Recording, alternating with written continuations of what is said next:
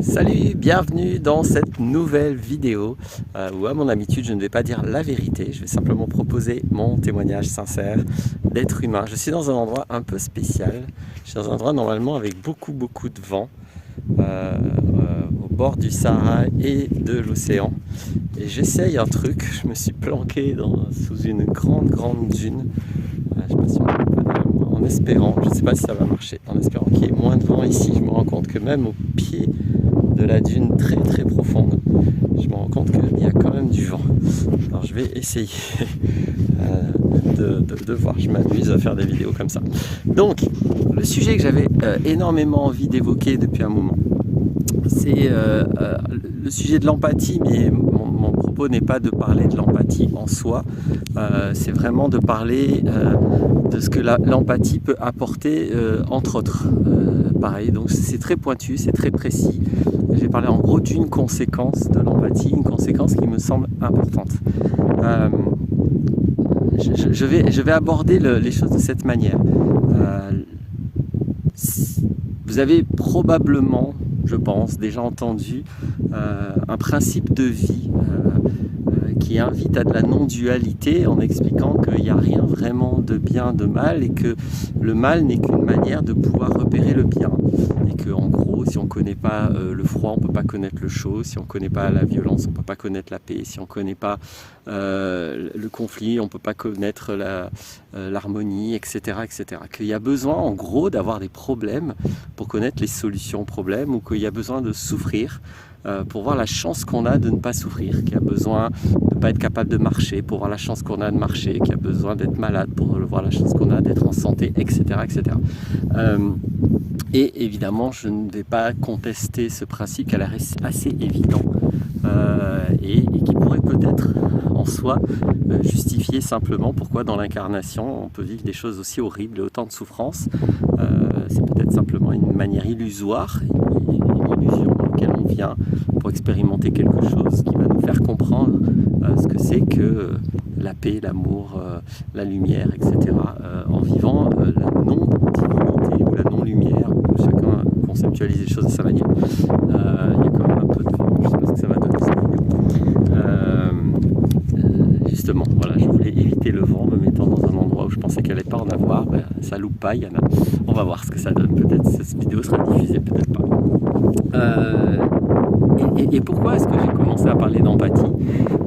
Simplement parce que très jeune, je me suis rendu compte que une des conséquences fabuleuses de l'empathie, c'est justement que par empathie, je vais pouvoir bénéficier de l'expérience des autres et je ne vais pas avoir besoin de le vivre. En gros, si j'ai suffisamment d'empathie, plus j'ai d'empathie, plus je vais être capable de tirer une leçon de l'expérience de quelqu'un envers qui je vis cette empathie. Et que je ne vais pas avoir besoin, moi, d'avoir les problèmes de l'autre, les souffrances de l'autre. Je peux simplement l'écouter, être empathique avec ses souffrances et ses problèmes. Et ça va me servir à moi de le sentir. Ça va me permettre de voir la chance que moi j'ai de ne pas vivre ce que l'autre vit. Ça va me permettre de bénéficier des erreurs des autres et de ne pas avoir besoin de faire les mêmes erreurs que les autres. Donc pour moi, c'est un des bénéfices premiers et monumentaux de l'empathie. Parce que j'aime pas, vous savez, dire voilà, ça c'est bien, ça c'est mal, ou l'empathie c'est bien, quand on n'est pas empathique c'est mal. Ça. Les points de vue moraux me désintéressent, enfin je suis désintéressé complètement par les points de vue moraux, donc j'aime bien juste décrire les phénomènes. Et donc quand je décris le phénomène de l'empathie, une des conséquences mécaniques de l'empathie, la vraie empathie, il ne s'agit pas de souffrir parce que l'autre souffre, voilà, il ne s'agit pas de connaître la souffrance de l'autre parce qu'on est malheureux, ça c'est pas de l'empathie, ça c'est de la sympathie, 5 patio, on synchronise la souffrance.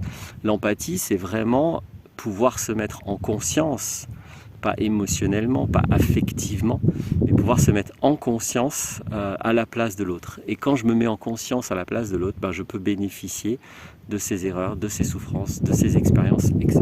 Je n'ai pas besoin, moi, de vivre le noir pour connaître le blanc, etc. Simplement, voilà ce que je voulais dire. J'espère que ce sera utile. C'est un petit sujet, mais que je trouve très important pour encourager à l'empathie, pour distinguer, on va dire, une empathie véritable de ce qui est une fausse empathie, une empathie superficielle, et pour bien définir les conséquences, à mon avis, plus que constructives de l'empathie. À bientôt pour d'autres vidéos.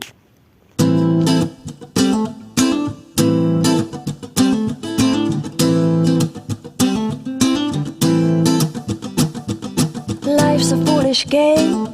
Do you ever feel the same? Well, maybe we could change, turn the ship another way. Feel it in the darkness. We're sailing right into those jagged cliffs. Yeah. Some say we've always been insane. Hey, life's a foolish game. Simple equation, burning closed system. Natural world gone missing, plus all our CO2 emissions equals degradation, wasting ships and mass extinctions. Oh no. But maybe we can change, we sure can't stay the same, 'cause life's a foolish, foolish game.